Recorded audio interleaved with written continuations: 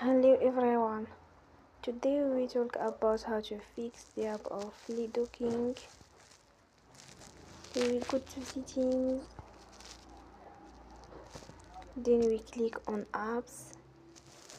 After that we will search the app Ludo King and you will click. You will on for stop. After that you will go to storage. Then we click on clear cache. We will go to Play Store and we will update your app. Don't forget to support us by like and subscribe. See you next time and thank you for watching.